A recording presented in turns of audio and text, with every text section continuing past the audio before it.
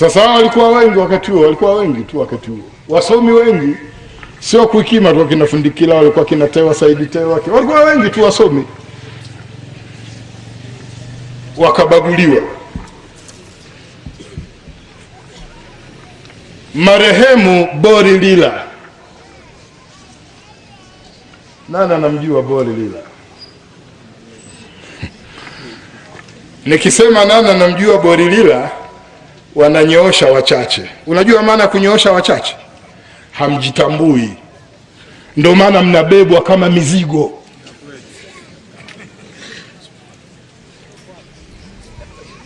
Bori Lila ni katika wasomi wa mwanzo nchi hii kuwa wakuu wa shule za sekondari. Wasomi. Na alikuwa mkuu wa shule ya Kazima sekondari mapema baada ya uhuru. Bori Lila. Bori Lila alichaguliwa kwenda kusahisha mitihani na kuchagua vijana watakao kwenda form 1, form 2, form 3. Ilitokea mwaka mmoja akapata bahati ya kuchaguliwa. Akaenda wizarani kusahisha na kuchagua. Wakachaguliwa Waislamu wengi na Wakristo wengi waliostahiki kwenda form 1. Siku moja Bori Lila yuko ofisini. Wanamalizia uchaguzi umeisha, sasa makabrasha yaende serikalini. Sasa alikuwa na shida na rula hamna, akaona niende kwenye meza ya mwenzangu nichukue rula nimalize kazi yangu. Akaenda kwenye meza ya mwenzake akaivuta ile draw. Akapata mshtuko. Mshtuko anaupata, orodha iliyokwenda serikalini ya waliofaulu ni Wakristo watupu. Waislamu waliochaguliwa kwenda sekondari orodha yao imo mwenye draw, haikwenda.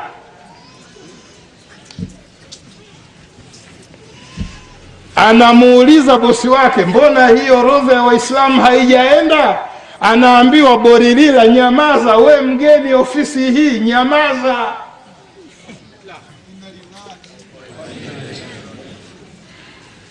Alafu atasimama mwanasiasa anasema, nchi yetu wote hii, wote wamoja. Na wewe unasema sema baba.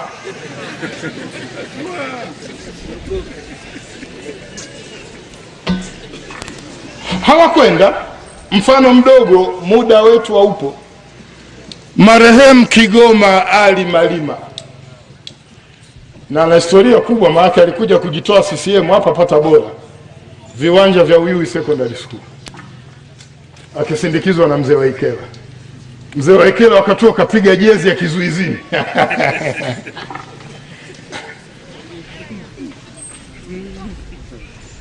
Kigoma Malima alipochaguliwa kuwa waziri wa elimu. Sheikh Ashraf, unanisikia vizuri ba? Waziri wa elimu Kigoma Malima, katika kupekua mafaili akakutana na kisanga kikamshtua. Katika mwaka mmoja 80% ya Wakristo wamekwenda masomo ya juu, lakini 20% ya Waislamu peke yao ndio imekwenda elimu ya juu. Na miaka yote ya nyuma, kama waziri wa elimu akajiuliza, hivi Waislamu wana ugonjwa? Kila mwaka 90% Wakristo, 95 Wakristo, Waislamu wagonjwa? Akagundua tatizo. Akamwandikia barua Rais Mwinyi, ndo rais wake. Rais Mwinyi akamruhusu kufanya mabadiliko. Akasema fanya mabadiliko. Waislamu, naomba nizungumze, nimekaa.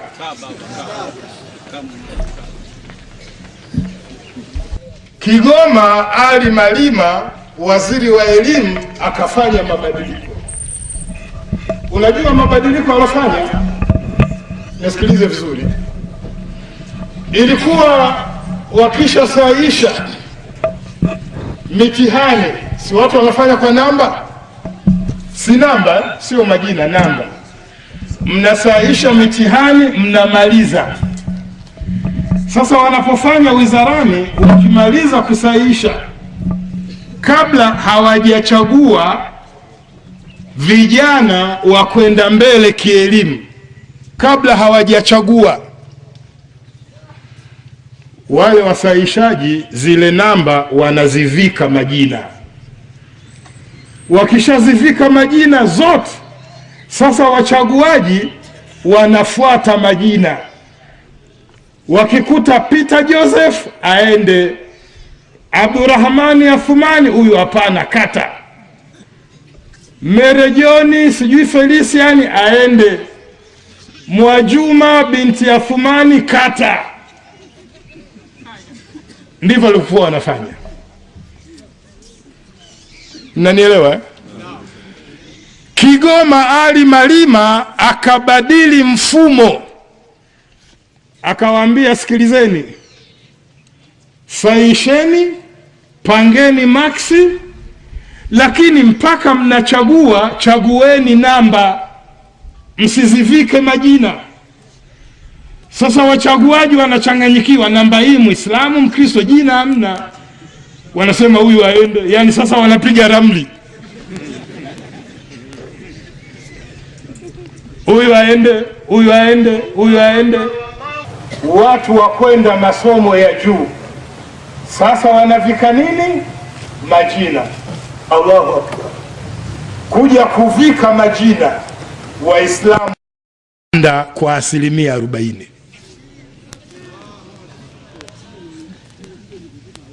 Waislamu wamepanda kwenda elimu ya juu kwa 40%.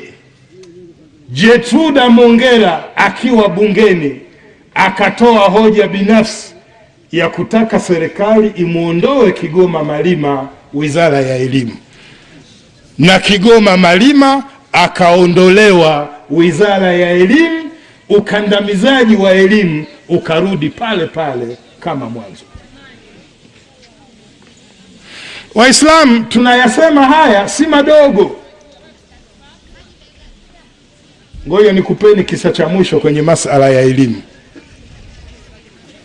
Binti mmoja Mkuranga, mtoto wa Mkwea Minazi, Muislamu, baba yake ni Mkwea Minazi, muuza madafu.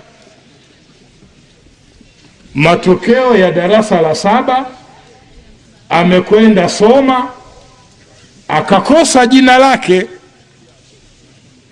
akahuzunika sana mpaka kwa baba yake. Baba, jina langu silioni, nimefeli, lakini wote niliokuwa ninawazidi darasani wamefaulu.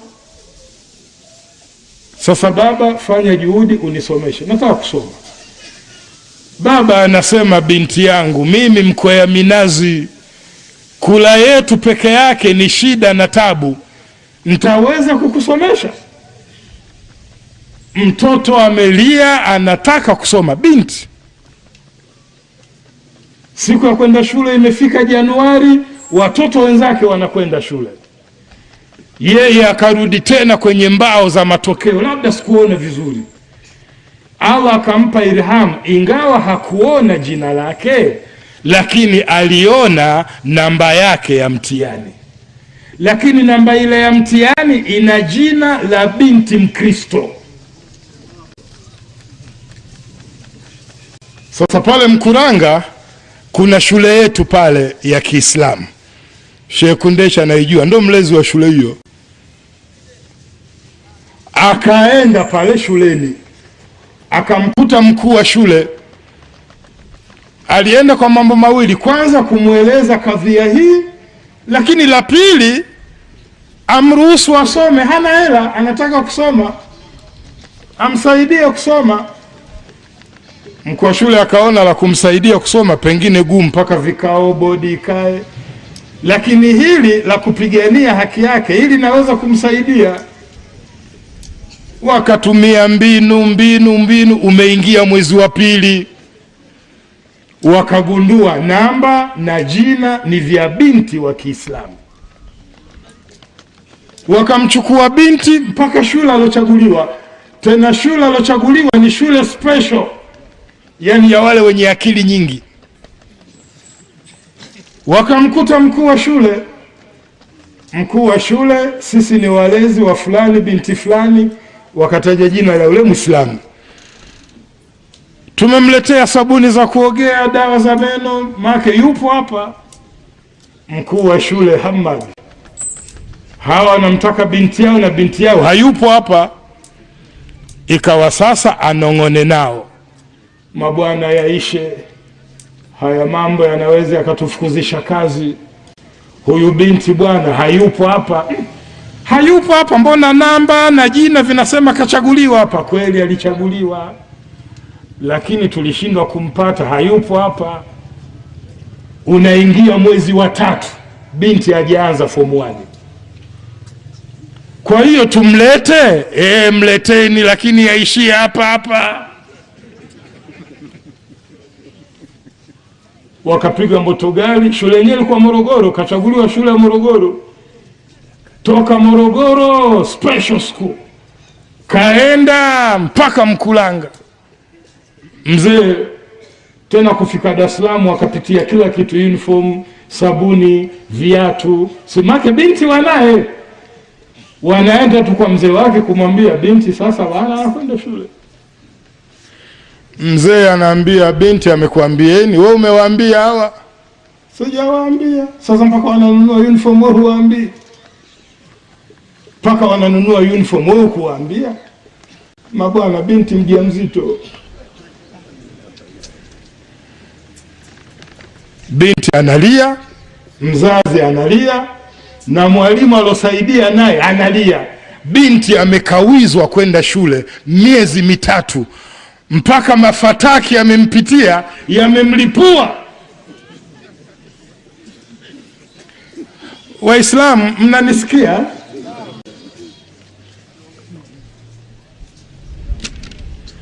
Na ndugu yangu mwanaharakati mwenzangu, yeye mkuu wa shule, iko Magomeni Mapipa. Kijana wake wa form 4 Muislamu kafeli kwenda form 5. Akasema bwana, katika vijana na hapa hawezi kufeli ni huyu. Kafeli division 4 ya karibu na 0.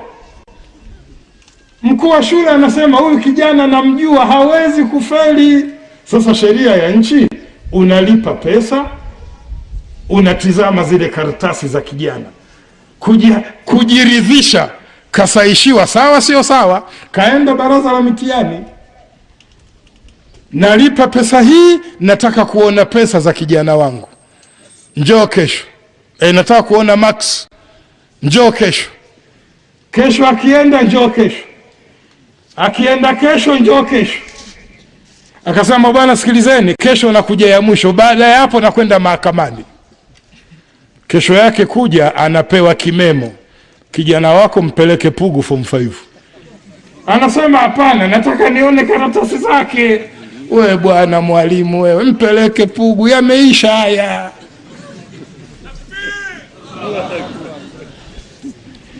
Sasa nyinyi Waislamu, nchi ya muijui, haya yote yameyajui.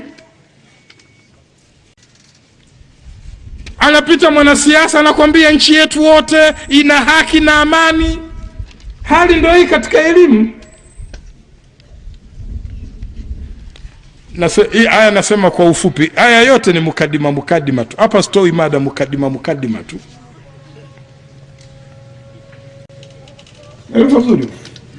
Hali ni hii miaka 50 tangu uhuru. Hali wanaobeba Waislamu mpaka leo kuhusu elimu ni hii. Ni hii. Na lo zuri ba. Uchumi. Elimu, uchumi. Ukisoma kitabu cha Mholanzi, naye Mkatoliki, ameandika kama John Sivalon, Jan van Begen, kama talitamka sawa sawa neno la Kiholanzi. Ameandika kitabu chake cha Kiingereza, Religion and Development in Tanzania. Van Begen anaeleza Anasema hivi, katika Tanzania kama kuna jambo limetia nguvu Kristo katika Tanzania, kama kuna jambo limeuendeleza na kuupa nguvu kupita kiasi Ukristo Tanzania, hasa wa Kikatoliki, ni mambo mane: utaifishaji mwaka 67, uhujumu uchumi, vimetia nguvu kanisa, utaifishaji wa mashule na utaifishaji wa majumba. Haya mambo ndiyo yaliyoporomosha nguvu za Waislamu na zikajengwa nguvu za Wakristo.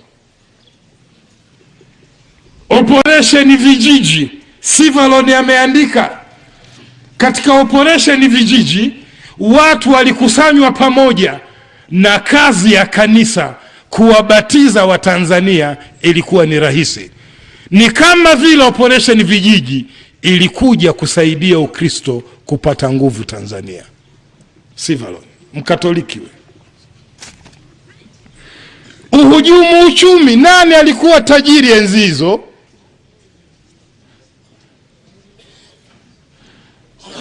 Mtamuuliza mzee wa Ikera baadaye. Ukienda Dar es Salaam, wanaomiliki gari wa kuhesabu, ukimtoa John Rupia Mkristo anamiliki gari yake, zilizobaki wanamiliki Waislamu, kina Abdulwahid Sex, kina Dosa Azizi, ndo matajiri. Leo nenda Kisutu yote ile, zunguka yote Kisutu, soma juu, atakuwa ni Muislamu muibavi, Muislamu mshia, ndo wenye manyumba yote yale Kisutu yote mpaka bandarini. Juu leo ni Gulam Hussein Walji, chini National Housing Corporation.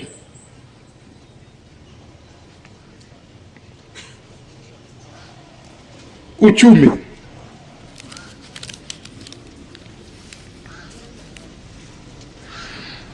Nyerere anatoka Pugu mwaka 53. Anatoka Pugu kuja Dar es Salaam kwa mguu. Kariakoo anakutana na mzee muuza samaki, mzee Mshume Kiate. Anamuuliza Nyerere, baba, mbona umepauka, vumbi mguuni? Anasema, mzee, natoka Pugu kwa mguu. Kwa mguu. Hujala? Sijala. Akampeleka mgahawani kwanza Nyerere ale. Alivokula akamwambia, sikiliza kijana, kuanzia sasa kila mwisho wa mwezi uje uchukue mshahara kwangu. Tangu mwaka huo Nyerere analipwa mshahara na Mshume Kiate. Mshahara umekuja sitishwa, siku 2 Nyerere anaingia Ikulu, ndio mzee akakata mshahara. Nani tajiri? Na hela anayompa ukiongeza kidogo unajenga nyumba mpaka inakamilika Kariakoo, ndio mshahara wa kila mwezi. Waungwana matajiri, mzee Jumbe Tambaza anamiliki ardhi kuanzia Kariakoo mpaka baharini. Tajiri nani? Mwarabu Sewa Haji, uwanja wote wa Muhimbili wa kwake yeye. Tajiri nani? Kuwakata nguvu ya uchumi wa Islamu ni kuwataifisha. Nyerere akaleta utaifishaji, ukakata nguvu za uchumi za Waislamu.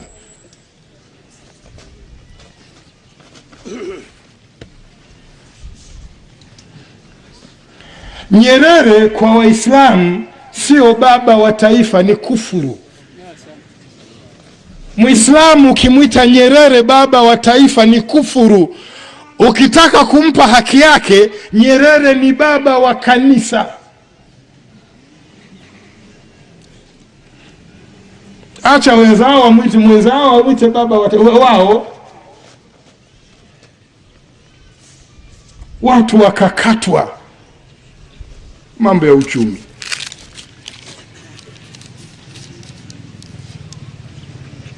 Ndio nzuri bwana. Sasa lipo jambo Waislamu mlielewe lingine katika mambo ya uchumi. Mwaka 1992 serikali ikayachukua makanisa.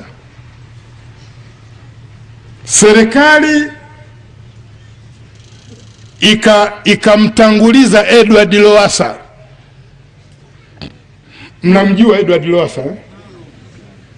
Edward Lowassa akiwakilisha serikali. Kanisa Katoliki likamtuma Askofu Josephat Lebulu, sasa hivi ni askofu wa Arusha, alochochea ghasia za mauaji ya Arusha. Josephat Lebulu akiwakilisha kanisa Katoliki. Ukitoa kanisa Katoliki, makanisa yanayobakia ni ya Kiprotestanti, na yenyewe yakawakilishwa na askofu wao. Agenda unajua ilikuwa nini? Wana pato la nchi. Na hayo makubaliano ya serikali na kanisa yakaitwa Memorandum of Understanding. Na hapa tunaongea sio enzi za kina mzee Waikela, ni mwaka 92, juzi 92. Serikali imeyaita makanisa. Agenda kugawana hela za raia wa Tanzania. Tunalipa kodi wote. Halafu Wakristo na serikali wanakaa peke yao, wanawatenga Waislamu. Labda shehe wa wilaya alikuita, hawakumuita maskini. Hebu nataka Muislamu upige hiyo picha. Pato la taifa wanagawana Wakristo na serikali. Halafu wewe unaambiwa serikali haina dini. Kalagabaho na ubozi wako.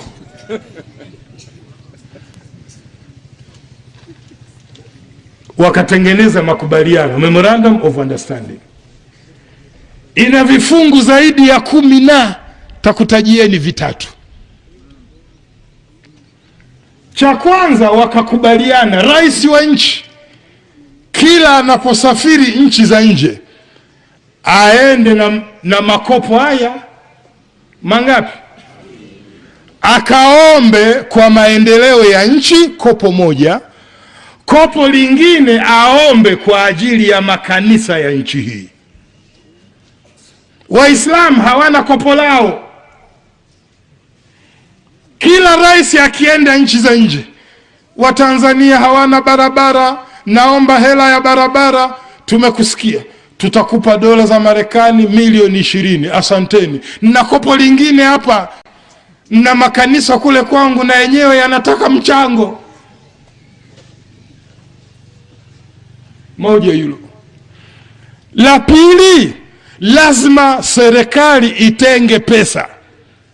Kila inapokaa kutengeneza budget, kila wizara lazima ndani ya pesa ile zitengwe pesa maalum kuyapa makanisa kuendeleza miradi yake. Pesa ya kina nani? Ya Watanzania. Hivi ninavyosema, kila budget ikikaa, wizara ya afya 30% ya budget lazima iende kanisani. Sijui mashehe kwetu zinakuja ngapi? Sasa haya ndio myajue. Hawa mnapowatukuza hawa, wakija huku dhulumati wakubwa.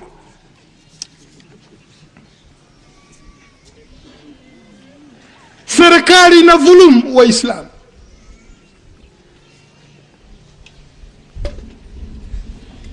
Moja hilo, ukienda rais tuombe na makanisa. La pili hilo, serikali lazima itenge budget ya kupeleka kanisani. La tatu, lazima serikali itenge nafasi makusudi za Wakristo kusoma. Mnapochagua tengeni nafasi maalumu, hizi ni za Wakristo. Nenda TTC waulize vijana chuo kizima mko wangapi? Watakwambia tuko 600, 730. Muulize Waislamu wangapi? Anakwambia 20. Akikwambia 20 sio bahati mbaya, ni mpango kwenye memorandum, wasizidi 10%. Waislamu katika nchi hii katika kusoma wasizidi 10%. Sasa fanya utafiti, vyuo vyote, shule zote za elimu ya juu, za sekondari, Waislamu wangapi? 10%. Mwaka huu ndo wamezidi kidogo 12%. Kwa maana 78% wanaosoma elimu ya juu ni Wakristo. Ni Wakristo ambao kodi tunalipa wote. Na sisi Waislamu ndo tunalipa kodi zaidi, manake wengi ndo wafanya biashara na wengi sisi matajiri. Wasizidi 10%. Nenda TTC 10%. Nenda sijui University of Dar es Salaam 10%. Nenda Mzumbe University 10%.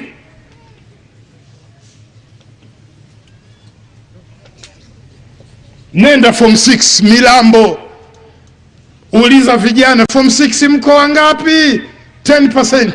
Nenda Tabora Boys, nenda Tabora Girls 10%. Msizidi hapo, mliobaki tembeza karanga mtaani.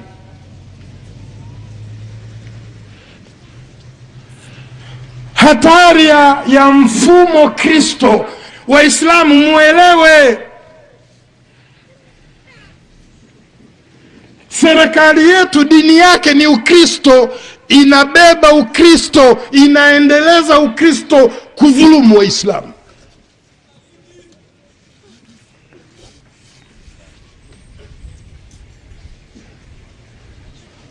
Sasa kuna hii slogan kwenye mambo ya uchumi, ni slogan, ni propaganda. Utaona kiongozi wa serikali anasimama anasema nashukuru mashirika ya dini kusaidia huduma za jamii Tanzania. Simeshasikia hiyo? Nashukuru rais ama waziri anasema nashukuru mashirika ya dini ya Kikristo kusaidia huduma za jamii. Waislamu mnisikilize. Hivi kanisa na serikali nani anamsaidia nani? Haya mambo huwa hivi, nisikilize, huwa hivi. Serikali ina jukumu la kuelimisha raia wake. Serikali ina jukumu la kutoa tiba na afya kwa raia wake. Sawa Sawa si sawa? Na raia jukumu lake ni kuilipa kodi serikali itoe huduma za jamii kwa raia zake. Ndio sawa? Sasa serikali yetu inafanya hivi, sikiliza. Inafanya hivi, badala si hapa Tabora mfano hamna hospitali. Sawa? Serikali ndio inayopaswa kujenga hospitali. Sasa serikali haijengi hospitali. Inachukua pesa hapa Tabora, serikali inachota hazina. Hapa Tabora zile hela wanampa Askofu Luzoka. Wanamwambia Askofu Luzoka jenga hospitali. Sasa Askofu Luzoka anapojenga hospitali Tabora, wewe unadhani Wakatoliki ndio wanaojenga hospitali. Kumbe Wakatoliki wanajenga hospitali kwa hela yako wewe Mtanzania, sio yao. Si unanielewa? Serikali badala ya kujenga shule inachukua serikali hela inampa askofu, kama atakuwa Luzoka, atakuwa Lebulu. Serikali inamwambia askofu jenga shule. Sasa askofu akijenga shule, Unadhani shule hii anajenga askofu, kumbe shule ile askofu anajenga, lakini kwa hela yako ya kodi kutoka serikalini. Ndivyo ninavyofanya. Kwa njia hii kanisa linatengeneza mapesa mengi sana kwa kodi yako, kodi yangu. Kanisa linachota mapesa serikalini kwa njia kubwa ngapi? 3. Kwanza, serikali inachukua kodi ya Watanzania bila ridhaa ya Waislamu.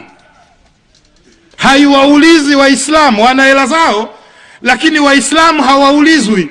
Serikali inachota mapesa, inalipa kanisa. Kanisa linajenga hospitali. Ikifikia sasa vifaa vya tiba, kanisa linapewa vifaa vya tiba bila kutozwa ushuru. Mapato aina ngapi hayo? Bila kutozwa ushuru. Tulidhani hospitali hii ya kanisa midhali imejengwa kwa hela ya serikali na vifaa imesamehewa kodi, ingetibu kwa hela ndogo tu, lakini mapato ya 3, na wewe ukienda kutibiwa unakamuliwa. Halafu unadanganywa ni serikali, ni makanisa yanaisaidia serikali, badala ya wewe kuambiwa ukweli ni serikali ndiyo inayasaidia makanisa. Si inaeleweka?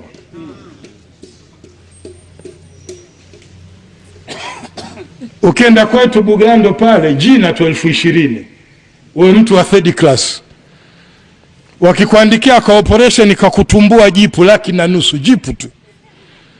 Huyu ana ruzuku.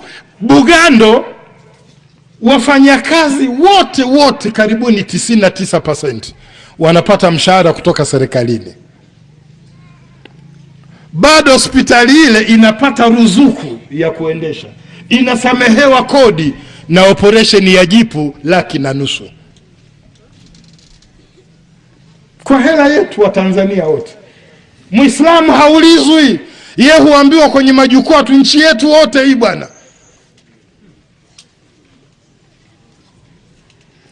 Hata nimesema hayo nije mwisho nizungumzie uchaguzi uliopita.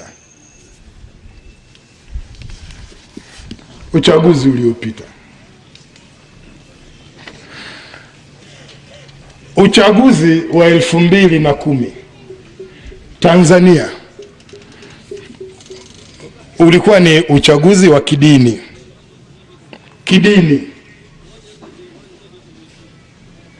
Uchaguzi uliopita umeonyesha dhahiri shahiri kwamba sasa tuna ubaguzi mkubwa wa kidini. Na hili Waislamu na mashekhe zangu nisikilizeni vizuri. Ilani ya uchaguzi, kanisa Katoliki lilitoa ilani ya uchaguzi, na katika ilani ya uchaguzi kanisa Katoliki lilikuwa na mpango kazi wa kutayarisha uchaguzi huu. Kanisa Katoliki walianza tarehe 20 Januari 2009. Wakatoliki wameanza kuupanga uchaguzi huu. Uchaguzi ni Oktoba 2010. Wao mwaka mmoja kabla, Januari 2009, wameanza kutengeneza mpango kazi wa uchaguzi. Mnaelewa vizuri Na katika mpango kazi wao wa uchaguzi walitoa ilani ya uchaguzi. Yep. Wakatoliki walitoa ilani ya uchaguzi kwamba sisi Wakatoliki ilani yetu ya uchaguzi itakuwa ni hii. Ngoja nikusomeeni kifungu kimoja katika ilani ya uchaguzi ya Wakatoliki. Ilani hii ya uchaguzi ya Wakatoliki kwanza iliandikwa katika gazeti la Sunday Citizen la tarehe 3 mwezi wa 4 mwaka 2009. Lina vifungu 15. Kifungu kimoja cha ilani ya uchaguzi ya Wakatoliki inasema hivi: tuwasaidie Wakristo wenzetu kushiriki katika utawala tangu ngazi ya serikali ya kijiji au mtaa hadi ngazi ya halmashauri ya wilaya na kutafuta taarifa.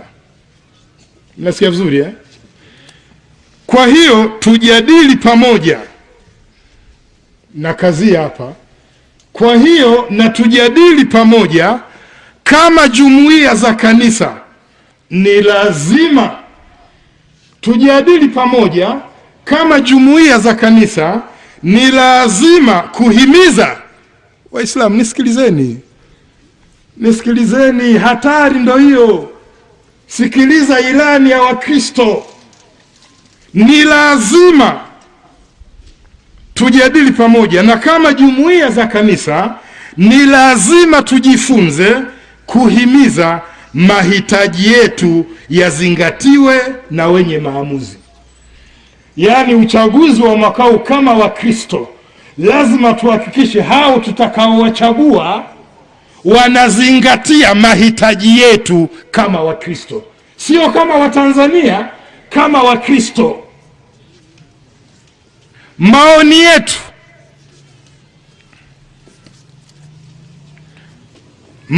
yetu yasikilizwe na kufanyiwa kazi.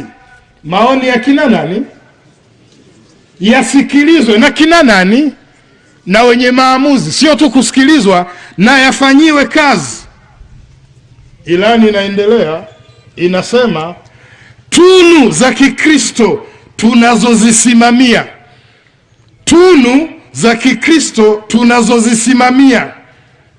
zionekane katika sera na katika mgawanyo wa bajeti ya serikali. Amna takbiri hapa. Hapa ni inna lillahi.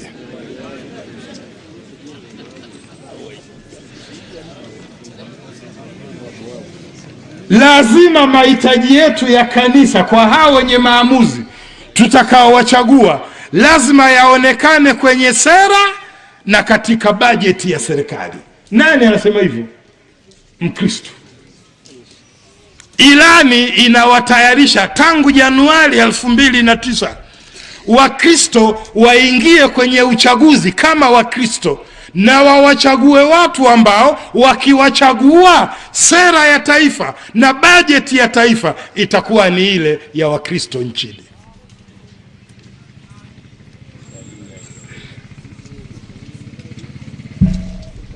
Unasikia?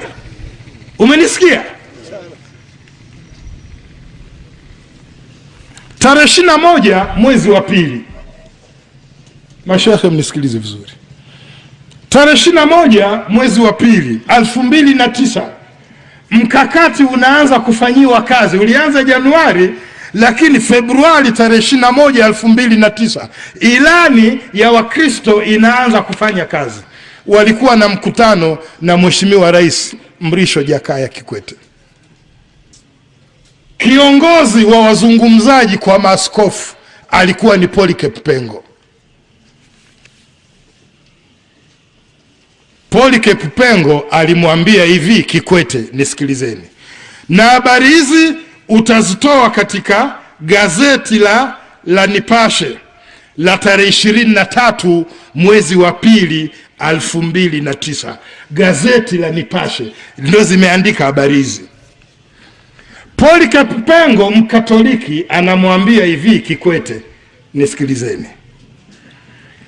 Anasema katika kikao hicho alikuwepo na rais mstaafu Benjamin William Mkapa. alikuwepo pia waziri mkuu Pinda, alikuwepo pia rais mstaafu Ali Hassan Mwinyi. Pengo mbele ya kikao cha wakubwa wote hawa, yeye anamwakilisha Malasusa alikuwepo, Mokiwa alikuwepo, maaskofu wote walikuwepo, hakuwepo shehe wangu tu wa wilaya. Polycarp Pengo anamwambia Kikwete, anamwambia hivi, kwa kawaida sisi maaskofu unapofikia wakati wa uchaguzi huwahimiza waumini wetu wa Kristo wamchague mgombea au chama ambacho sisi tunaona kitayalinda na kuyaendeleza maslahi ya kanisa. Lugha hii umeielewa? Sisi wa maaskofu kwa kawaida unapofika uchaguzi, sisi huwachagiza waumini wetu wamchague mgombea ama chama, awe mbunge, awe diwani ama rais, yule ambaye kanisa linaona akishika hatamu zile ataliendeleza na kulipa fursa kanisa, sio wa Tanzania, kanisa.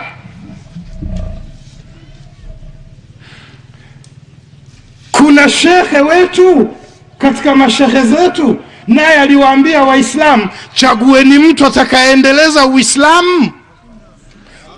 Sasa hapo ndipo viongozi wetu waelewe, wao wanapokuwa wa Tanzania, wenzao ni Wakristo.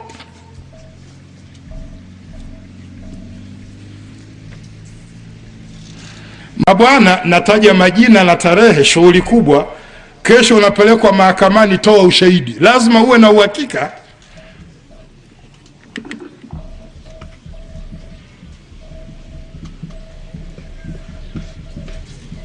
Na mimi nasema kama wana ubavu wapeleke mahakamani, waone ushahidi.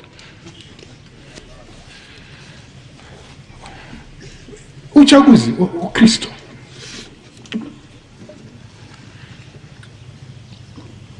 Mnanielewa mama zangu? Maana ndio nyinyi mkipewa kanga tu basi. Bas.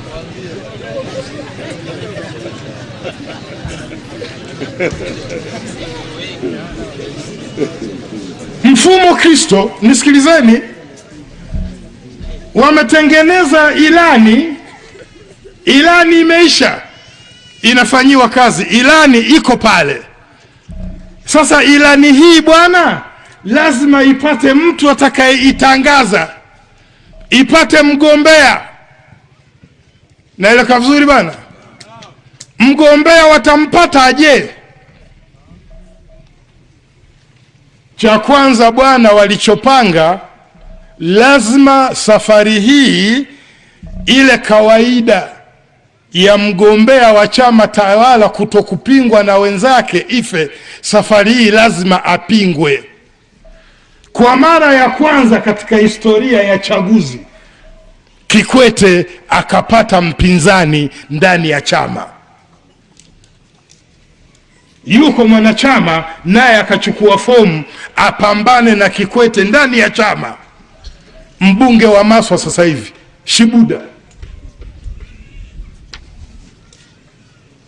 Shibuda akachukua fomu kupambana ndani ya chama, sio uchaguzi, ndani ya chama. Anachaguliwa mtu sasa atakayebeba ilani ya nini? Ya kanisa. Kikwete kaonekana hafai kubeba ilani ya kanisa, achaguliwe mtu atabeba ilani ya kanisa. Shibuda kachukua fomu. Shibuda alivyochukua fomu, Sheikh Yahya Hussein naye akatabiri. Mnakumbuka eh? Akasema atakayempinga Kikwete atakufa. Shibuda akaona lo, haraka akachomoa jina.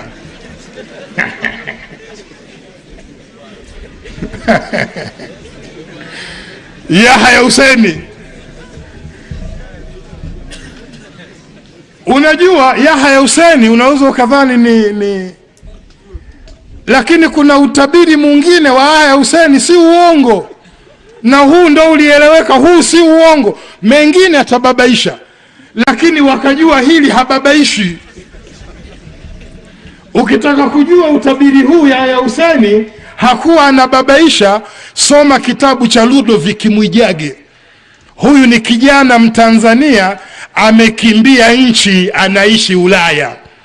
Kosa alilofanya Ludovick Mwijage, ameandika kitabu kinaitwa The Dark Side of Nyerere, upande wa giza wa Nyerere, yani madhambi ya Nyerere. Ameandika kwa ushahidi, yakamkimbiza akimbie nchi. Sasa Ludovick Mwijage amemwandika Sheikh Yahya Hussein ni nani katika nchi hii. Ukimsoma Ludovick Mwijage walimuelewa. Yesu namuona Nyerere mtakatifu, wako watu wameandika maovu yake katika nchi hii. Ludovick Mwijage, The Dark Side of Nyerere. Utakipata kitabu kwenye internet. Ukikutwa nacho utakamatwa nacho. Sisi tunakisoma kwenye internet.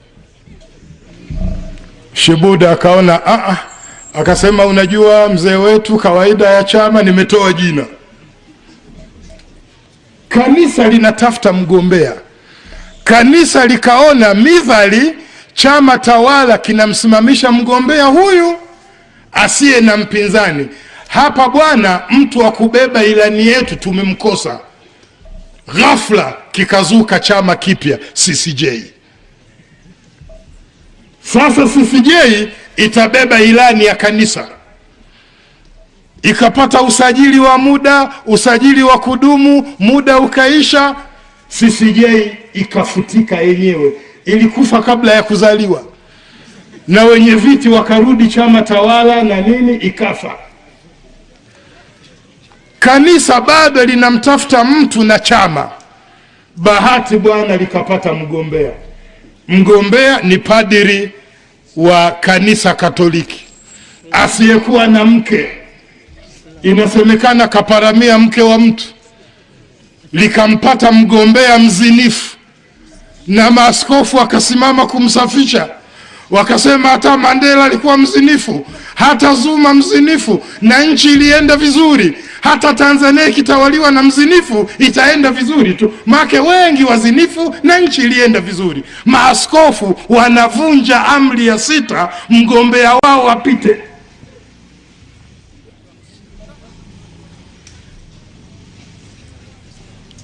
Mgombea akapatikana na chama cha kanisa kikapatikana. Sasa kanisa likawa limejipanga vizuri. Kanisa lina ilani ya uchaguzi. Kanisa likampata na mgombea padri. Kanisa likapata na chama cha nini? Cha kanisa. Na kanisa lina mfumo Kristo, kwa maana tangu tume ya uchaguzi mpaka wasimamizi wa uchaguzi ni nini? Ni kanisa. Kanisa likajihakikishia ushindi 2010. Nadhani mliona fujo za vijana wa chama cha kanisa Mliona fujo zao, wakipita wanafanya hivi. Chama cha kanisa. Mimi sijui, mimi najua cha kanisa. Vijana wakapita na chama cha kanisa. Kanisa likaingia kwenye uchaguzi. Matokeo 61%. Sasa kanisa likatahayari ilani ya kwako, mgombea wa kwako, chama cha kwako, tume ya uchaguzi mfumo Kristo, wasimamizi wa kwenye vituo wa kwako, halafu unashindwa uchaguzi. Likachanganyikiwa. Sasa ndo naona kauli zikaanza, wamechakachua. Usalama wa taifa wamechakachua. Anatahayari, manake hawezi kueleza kashindwa vipi. Lakini baada ya hilo, nini kanisa linafanya sasa? Nini kanisa linafanya sasa? Kanisa sasa linachofanya ni kuchochea chama cha siasa kuhakikisha nchi haitawaliki.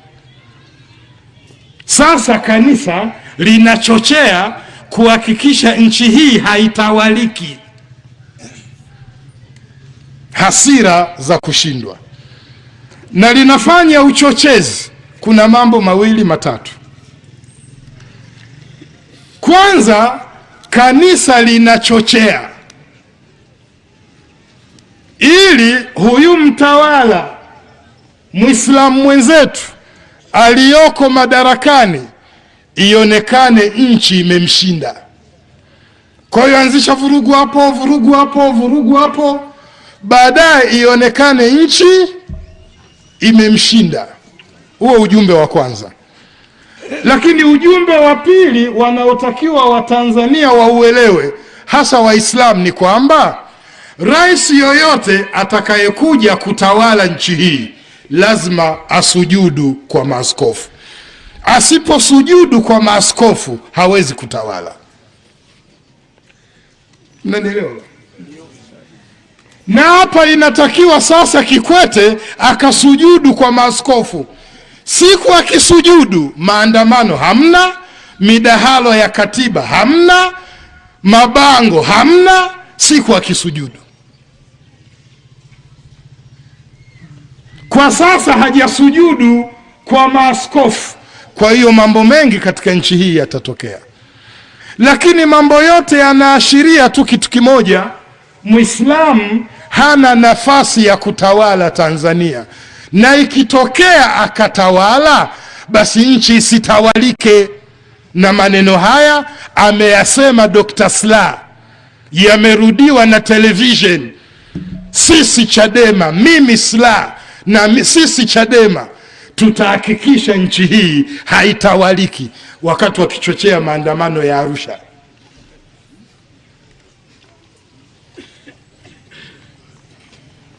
Lengo kwa nini sitawalike?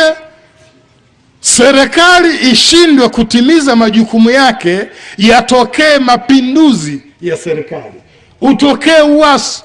Kosa anayetawala ni Muislamu. Mimi sisemi hivyo kwamba namtetea Kikwete kwa sababu Muislamu. Hawa Waislamu kina Jakaya Kikwete na Waislamu wote walioko kwenye system, na wao hawajitambui. Na wao pia hawajitambui kama wao ni Waislamu. Hawajitambui kabisa. Ndio tatizo la maafa tulio nayo.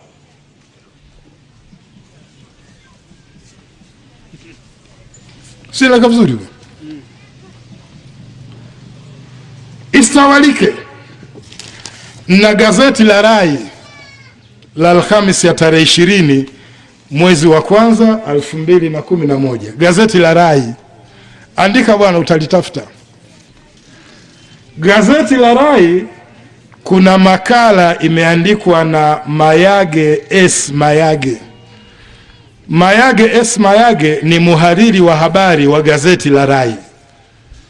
Ameandika kumnasihi Padri Slaa asilete vurugu katika nchi. Kumnasihi. Maneno ya mwisho ya Mayage ndiyo haya nataka nikusomee.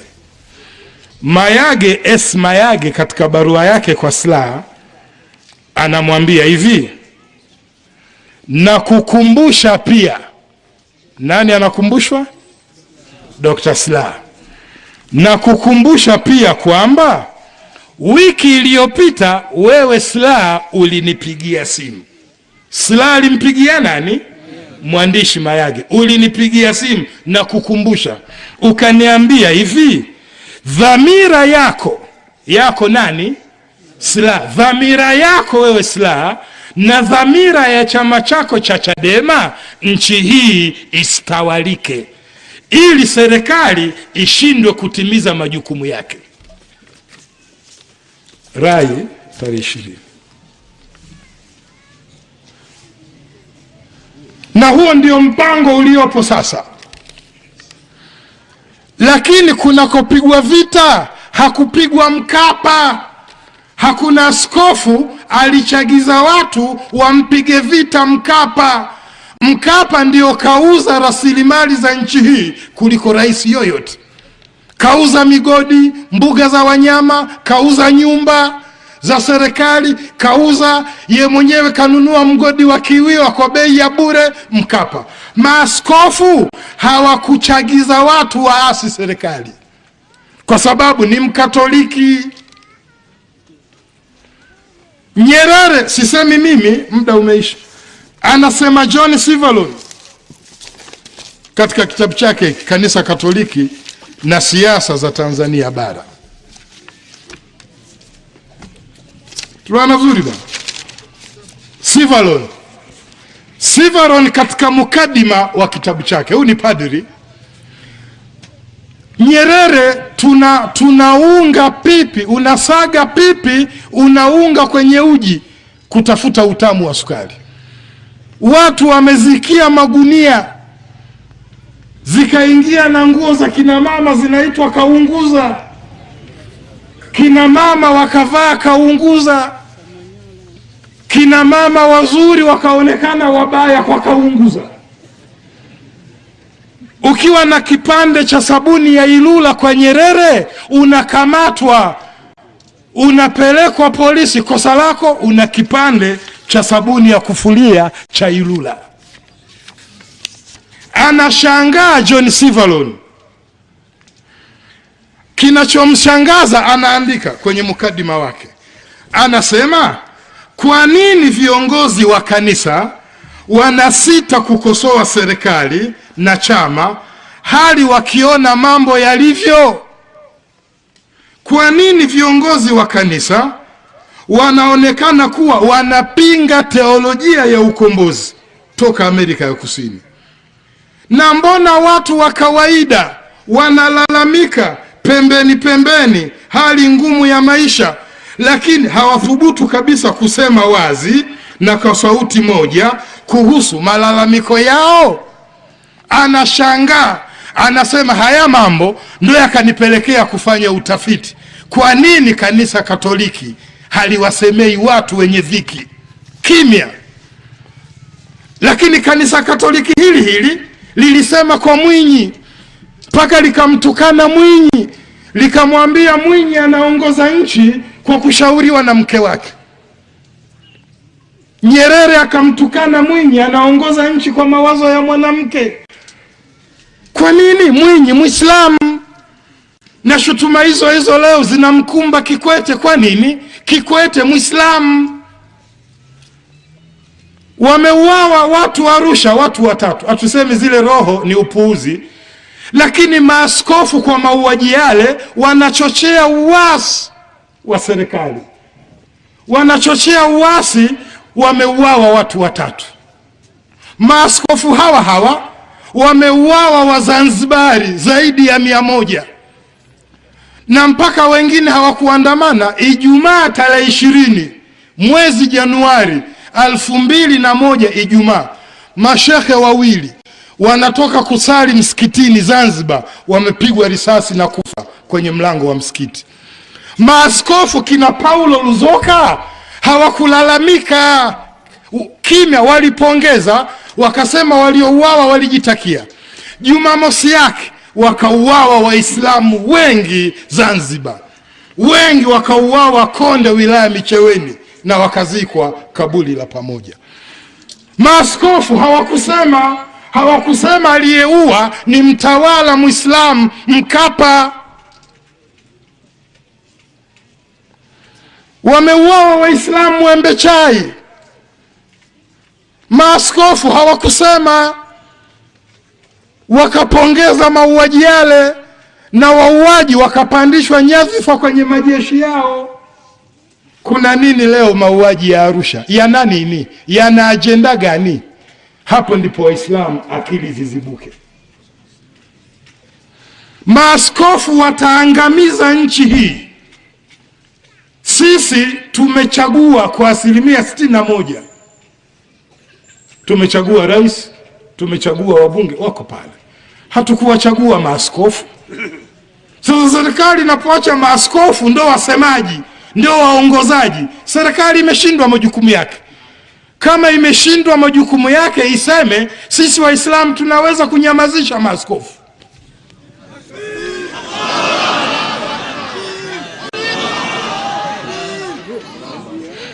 Askofu anatamba kama nchi mali yake, kama nchi haina serikali.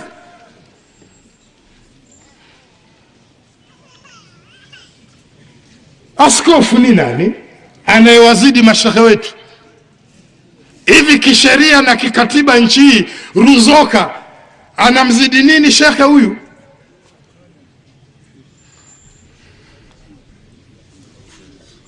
Labda utu uzima, umri. Unaona bana? Sasa Waislamu, nimetumia muda mrefu, lakini yote naeleza mfumo Kristo, na wazee wangu hawaelewe mfumo Kristo. Kesho utakuja uchaguzi, sio mbali, 2014 sio mbali. Hawa leo hawa watakuja omba kura na vikanga na vinini, mafisadi wakubwa. Sisi Mwanza tunaye mbunge pale mjini, tunaye mbunge kapita, vijana wamemchagua, pakafanyika fujo pale mjini Mwanza, vijana wamemchagua. Watanzania wakamchagua, vijana Waislamu wakamchagua. Anachaguliwa, hotuba yake ya kwanza katika viwanja vya dampo Ngokos, katika hotuba yake mchaguliwa anasema tahakikisha shule ya Waislamu hairudishwi kwa Waislamu. Moja hilo, sisi Mwanza tuna shule yetu pale Mbugani Waislamu. Anasema nitahakikisha Waislamu hawarudishiwi ile shule ya wote. Lakini TTC imerudi kwa Wakatoliki, Bugando imerudi kwa Wakatoliki, shule nyingi zimerudi kwa Wakristo. Mbunge anaifia hii ya Mbugani isirudi kwa Waislamu. Jana anatuomba kura kama Mtanzania, leo anatusalimia kama Mkristo. Sina nielewa. Na wote wako hivyo. Lakini la pili, anawaambia hadhara, tazameni urais wenu mdini, mkuu wa mkoa Muislamu, mkuu wa wilaya fulani Muislamu, mkuu wa wilaya fulani Muislamu. Udini tu hapa, udini. Jana unatuomba kura wa Tanzania, leo tumekupa kura, we ni Mkristo, unatetea kanisa, na wote wa Kristo walio kwenye nyadhifa ni hivyo hivyo.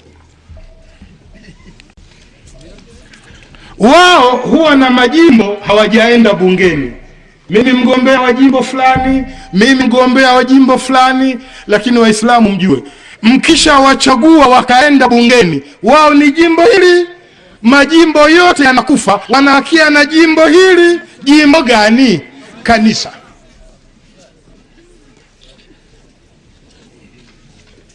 Wanabaki na jimbo moja tu, kanisa. Sasa hii Waislamu ni changamoto, ni changamoto. Tunakwenda kwenye mijadala ya katiba. Shehe wetu, viongozi wetu watafute nafasi yao kwenye katiba. Sasa hivi katiba inatekwa nyara, bado Waislamu hatujapata nafasi yetu. Nashukuru Sheikh Amiri wetu Sheikh Musa Kundecha wa Baraza Kuu la Jumuiya na Taasisi yuko hapa ananisikiliza. Sheikh Kundecha atengeneze njia, awaitishe maimamu na maulama wa nchi nzima Waislamu, na sisi tutafute nafasi yetu kwenye katiba mpya ni ipi. Atupe kazi Sheikh Kundecha, Musa Kundecha atupe kazi sisi tufanya. Akisema ingatembea nchi nzima tembea, lakini Sheikh Musa Kundecha afungue mlango. Waislamu nchi nzima tukutane, tutafute mwelekeo wetu wa katiba kama Waislamu wa Tanzania. Bado wako watu hai, kina Kuikima wanasheria wako hai, wasaidie mawazo. Bado tunazo rasilimali. Tusikumbwe na mjadala wa katiba ghafla. Hapana. Viongozi wetu wa kitaifa, yupo hapa Sheikh Kundecha, tuna shehe wa wilaya, tuna shehe wetu Sheikh Shaban Salum, tunaye hapa mkoani. Tukae tuone tunaingiaje Waislamu kwenye mjadala wa katiba. Usitukumbe kama vile hatuna habari. Watu wameanza, Wakatoliki wamekwishaandika katiba, wa Kristo wao wanayo, na wanataka mpaka mwezi wa 6 katiba iwe imepitishwa ianze kazi. na katiba yenyewe ni kama ilani hii nilokusomeni hii.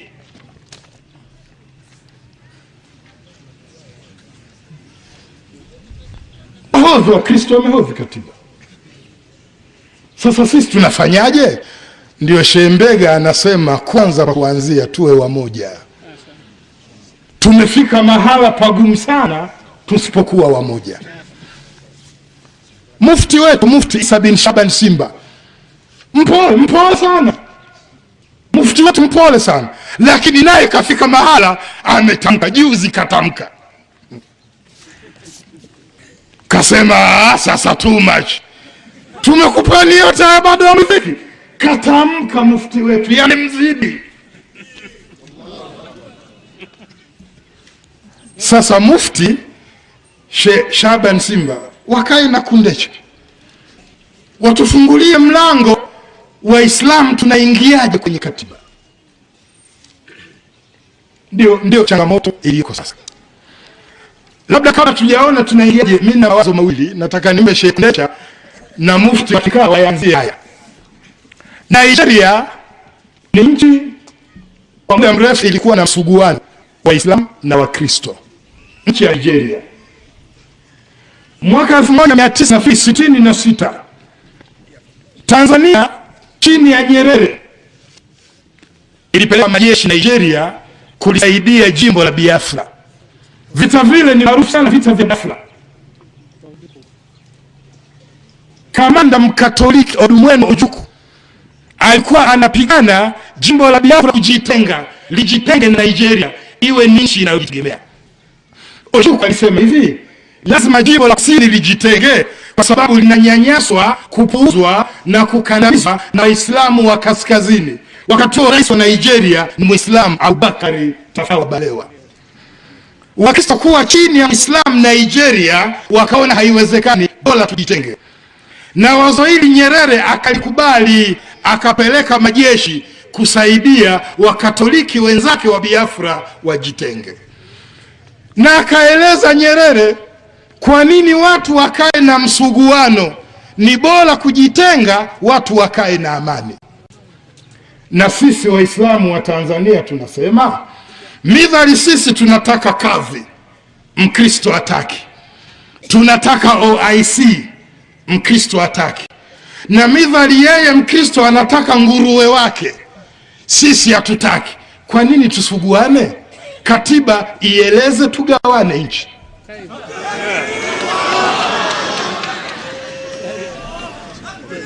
Anaifuga nguruwe wake afuge bila tabu, na anayetaka kadhi wake wa kumkata mkono akae na kadhi wake bila tabu.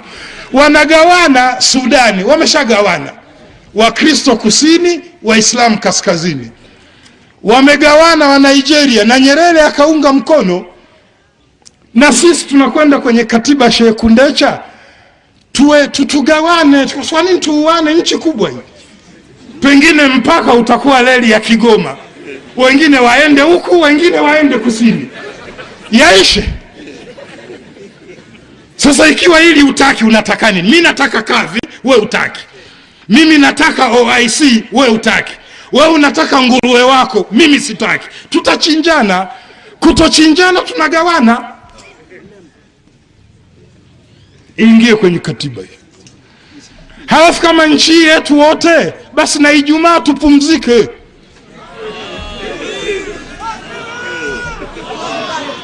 Si nchi yetu wote, Msabato anapumzika Jumamosi, na Wasabato nchi wachache.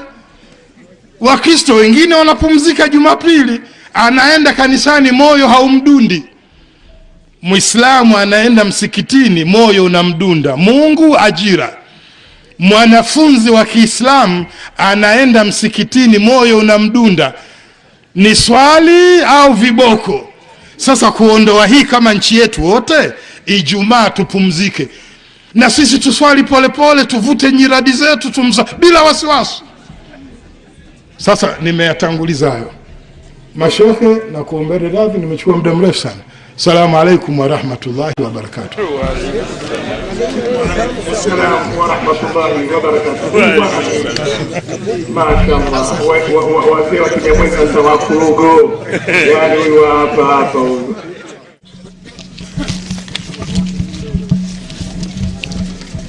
Bismillahir